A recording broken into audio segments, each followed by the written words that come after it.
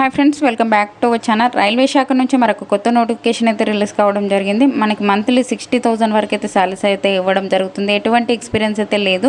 మనకి ఈ degree, BTech, అలాగే ఐటీఐ చేసిన యొక్క పోస్టులకి అయితే అప్లై చేసుకోవచ్చు. అన్ని పర్మనెంట్ జాబ్స్. ఫుల్ డీటెయిల్స్ అయితే ఈ వీడియోలో ఎక్స్ప్లెయిన్ చేశాను, చూసి అప్లై చేసుకోండి. అంతకంటే ముందుగా మీకు ఒక చిన్న రిక్వెస్ట్ అండి, వీడియో నచ్చినట్లయితే కంపల్సరీగా లైక్ చేయండి. అలాగే ఛానల్ సబ్స్క్రైబ్ చేసుకోకుంటే సబ్స్క్రైబ్ చేసుకోండి.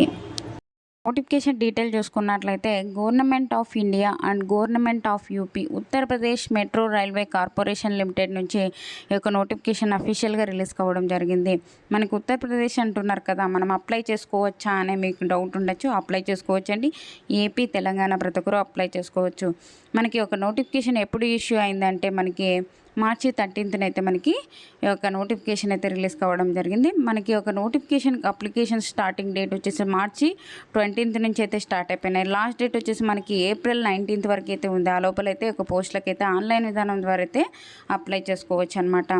దీనికి అడ్మిట్ కార్డ్స్ ఎప్పుడు మనము డౌన్లోడ్ చేసుకోవచ్చు అంటే మనకి ఏప్రిల్ 30న మనకి ఈ యొక్క అడ్మిట్ కార్డ్స్ అయితే డౌన్లోడ్ చేసుకోవచ్చు. మనకి ఇక రిటర్న్ ఎగ్జామినేషన్ ఎప్పుడు కండక్ట్ చేస్తారు అని చూసుకున్నట్లయితే మే 11th, 12th, అలాగే 14th అయితే మనకి ఈ యొక్క రిటర్న్ ఎగ్జామినేషన్ అయితే కండక్ట్ చేస్తారనే ఒక నోటిఫికేషన్లోనే మనకి క్లియర్గా అయితే ఇవ్వడం జరిగింది.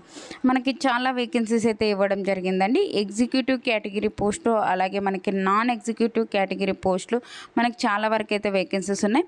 మనకి లాస్ట్ నుంచి అయితే ఎక్స్ప్లెయిన్ చేసుకున్నాం. ఒకసారి చూసుకున్నట్లయితే ఈ యొక్క మెయింటెనర్ ఎస్ఎన్టీ విభాగంలో మనకి టోటల్ వచ్చేసి 26 అయితే వేకెన్సీస్ ఉన్నాయి. ఈ యొక్క పోస్టులకు అప్లై చేసుకోవాలి అంటే మనకి ఒక ఎలక్ట్రానిక్ మెకానిక్ విభాగంలో ఈ యొక్క ట్రేడ్లో ఐటీఐ అయితే చేసినట్లయితే ఒక పోస్టులకు అయితే అప్లై చేసుకోవచ్చు. మనకి మినిమం 60% అయితే మనకు మార్క్స్ అయితే వచ్చిండాలి.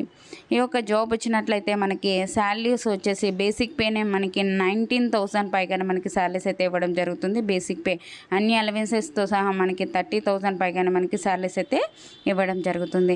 అలాగే మనకి మెయింటెనర్ ఎలక్ట్రికల్ విభాగంలో మనకి 78 అయితే వేకెన్సీస్ ఉన్నాయి. ఐటీఐ చేసిన వాళ్ళు అంటే ఎలక్ట్రికల్ ట్రేడ్లో ఈ యొక్క ఐటీఐ 60% మార్క్స్తో పాస్ అయినట్లయితే ఈ యొక్క మెయింటెనర్ ఎలక్ట్రికల్ విభాగంలో యొక్క పోస్టులకి అయితే అప్లై చేసుకోవచ్చు. మనకి శాలరీస్ సేమ్ ఉంటాయి. ఏజ్ లిమిట్ వచ్చేసి 21 to మినిమం మనకి 28 ఇయర్స్ వరకు ఉన్న ప్రతి ఒక్కరు 21 ఇయర్స్ నుంచి 28 ఇయర్స్ వరకు ఉన్న ప్రతి ఒక్కరు యొక్క పోస్టులకు అయితే అప్లై చేసుకోవచ్చు అనమాట. అన్ని పోస్టులకు సేమ్ అయితే మనకి ఏజ్ లిమిట్ అయితే ఇవ్వడం జరిగింది. మనకి అలాగే ఇక్కడ పబ్లిక్ రిలేషన్స్కి సంబంధించి మనకి ఇక్కడ ఇచ్చారు చూడండి. పబ్లిక్ రిలేషన్ అసిస్టెంట్కి సంబంధించి మనకి 4 అయితే వేకెన్సీస్ ఉన్నాయి. శాలరీస్ బేసిక్ పేనే 25,000 అయితే ఇవ్వడం జరుగుతుంది. అన్ని రకాల అలవెన్సెస్తో సహా 40,000 పైగానే మనకి శాలరీస్ అయితే ఇవ్వడం జరుగుతుంది. బ్యాచిలర్ డిగ్రీ యొక్క మాస్ కమ్యూనికేషన్ అయితే చేసి ఉండాలి. 21 to 28 ఇయర్స్ వరకు ఉన్న ప్రతి ఒక్కరు అప్లై చేసుకోవచ్చు. అలాగే మనకి office assistant, human resources, HR విభాగంలో మనకి 4 అయితే వేకెన్సీస్ ఉన్నాయి. బేసిక్ పేనే 25,000 అయితే ఉంది. అన్ని అలవెన్సెస్తో సహా మనకి 40,000 పైగానే మనకి శాలరీస్ అయితే ఇవ్వడం జరుగుతుంది. ఈ యొక్క ఆఫీసర్ అసిస్టెంట్ పోస్టులకు అప్లై చేసుకోవాలి అంటే ఎడ్యుకేషన్ క్వాలిఫికేషన్ వచ్చేసి 3 or 4 year గ్రాడ్యుయేషన్ అని ఇచ్చారు. అంటే 3 years అంటే బీఎస్సీ కానీ, బీకామ్ కానీ, బీఏ చేసిన వాళ్ళు 3 years అంటే, 4 years అంటే మనకి బీటెక్, బీఈ చేసి ఉంటాం కదా, వాళ్ళు ఈ యొక్క పోస్టులకి అయితే అప్లై చేసుకోవచ్చు. ఒక 60% మార్క్స్ అయితే ఉండాలి. మనకి 21 to 28 ఇయర్స్ వరకు ఉన్న ప్రతి ఒక్కరు ఈ యొక్క పోస్టులకి అయితే అప్లై చేసుకోవచ్చు.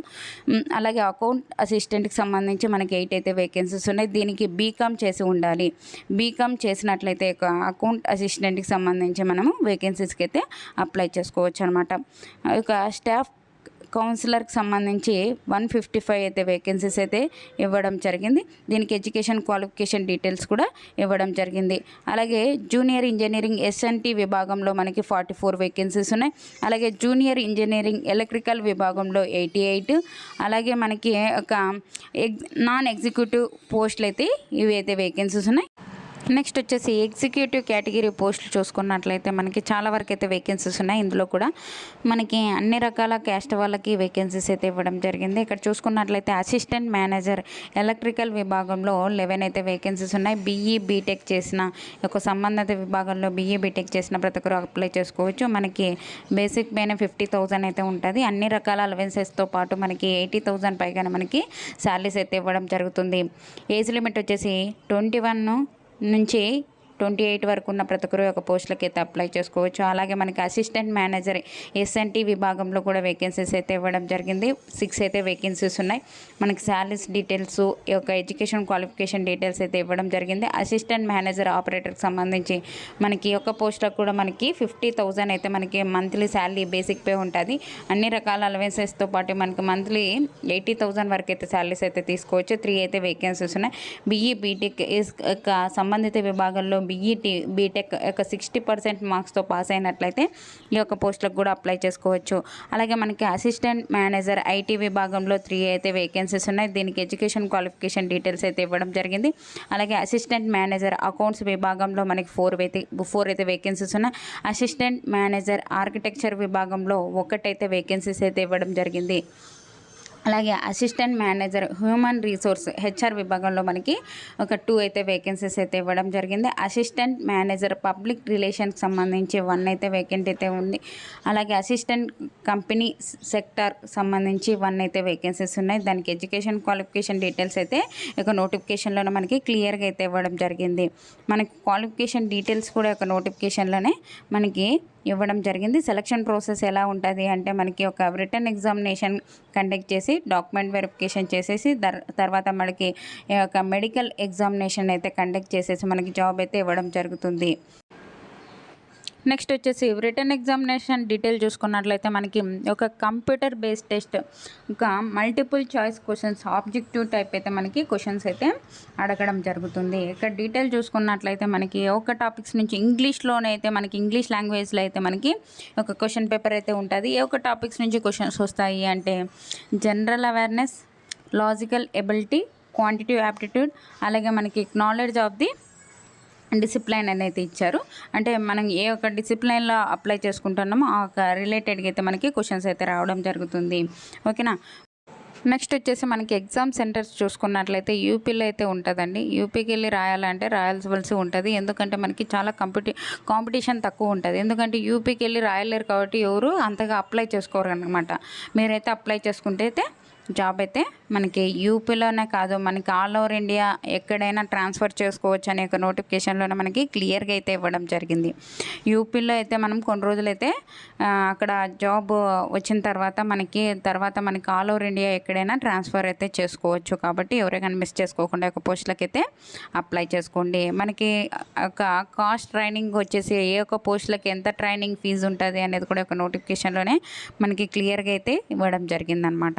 ఈ యొక్క పోస్టులకు అప్లై చేసుకోవాలి అంటే మనకి ఎటువంటి ఏజ్ రిలాక్సేషన్స్ అయితే ఉండదండి. ఓన్లీ జనరల్ కేటగిరీలో ఉండేటి ఒక్కటే అప్లై చేసుకోవాలి. చెప్తున్నాను చూడండి, జనరల్ కేటగిరీ మనకి ఎస్సీ ఎస్టీ ఇట్లా క్యాస్ట్ అయితే ఏముండదు. అన్ని క్యాస్ట్ల వారికి జనరల్ కేటగిరీలో ఉన్న పోస్టులు ఒక్కటే అప్లై చేసుకోదగిన పోస్టులు. ఎందుకంటే యూపీ అది కదా, అందుకని చెప్పేసి మనకి ఎటువంటి ఏజ్ రిలాక్సేషన్స్ అయితే ఉండదు. అప్లికేషన్ ఫీజు వచ్చేసి మనకి ప్రతి కేటగిరీ వాళ్ళకి సేమ్ కాబట్టి 1,180 రూపీస్తో పాటు మనకి ఒక జిఎస్టీ 80% అయితే పే చేసి ఆన్లైన్ విధానం ద్వారా అయితే ఒక పోస్టులకి అయితే అప్లై చేసుకోవాల్సి ఉంటుంది అనమాట. డీటెయిల్స్ అయితే ఒక నోటిఫికేషన్లోనే మనకి క్లియర్గా అయితే ఇవ్వడం జరిగింది. ఓకేనా. యొక్క నోటిఫికేషన్ లింక్ అయితే డిస్క్రిప్షన్లో ఇస్తాను, చూసి ఒక పోస్టులకి అయితే అప్లై చేసుకోండి. మనకి ఆల్ ఓవర్ ఇండియా ఎక్కడైనా ట్రాన్స్ఫర్ చేసుకోవచ్చు. మనకి ఆల్రెడీ అప్లికేషన్స్ అయితే స్టార్ట్ అయిపోయింది. మార్చి 20th నుంచి మనకి ఏప్రిల్ 19th వరకు అయితే ఉంది. ఆ లోపలైతే ఒక పోస్టులకి అయితే అప్లై చేసుకోవాల్సి ఉంటుంది అనమాట. ఓకేనా. ప్రతి కేటగిరీ వాళ్ళకైతే మనకి ఫీజు అయితే సేమ్ అయితే ఉండడం జరుగుతుంది. ఒక నోటిఫికేషన్ లింక్ అయితే డిస్క్రిప్షన్లో ఇస్తాను, అక్కడికి వెళ్ళి చూసుకొని ఒక పోస్టులకి అయితే అప్లై చేసుకోండి. ఎవరైనా మిస్ చేసుకోకండి. మంచి నోటిఫికేషన్. మనకి శాలరీస్ కూడా మనకి 80,000 అయితే ఉంటాయి కొన్ని పోస్టులకి. కొన్ని పోస్టులకు 40,000 పైగానే మనకి శాలరీస్ అయితే ఇవ్వడం జరుగుతుంది. అన్నీ చాలా రకాల అలవెన్సెస్ అయితే ఇవ్వడం జరుగుతుంది. Metro railway. ఓకేనా. గుర్తుపెట్టుకోండి. ఎవరైనా మిస్ చేసుకోండి. మీ ఫ్రెండ్స్, మీ రిలేటివ్స్ ఉంటే వాళ్ళకు కూడా షేర్ అయితే చేయండి. మీకు ఏమైనా డౌట్స్ ఉంటే కామెంట్ సెక్షన్లో కామెంట్ చేయండి, తప్పకుండా అయితే రిప్లై ఇస్తాను. ఓకేనా. అలాగే WhatsApp channel, WhatsApp group link అయితే కింద డిస్క్రిప్షన్లో ఇచ్చాను. అందులో జాయిన్ అయినట్లయితే నేను చేసే ప్రతి ఒక్క వీడియో మీకైతే అందుతుంది. ఓకేనా, నాతో కూడా మీరు కాంటాక్ట్ అయ్యి మాట్లాడే అవకాశం కూడా ఉంటుంది అనమాట. ఓకేనా, థ్యాంక్ యూ అండి. Thank you for watching. Have a nice day.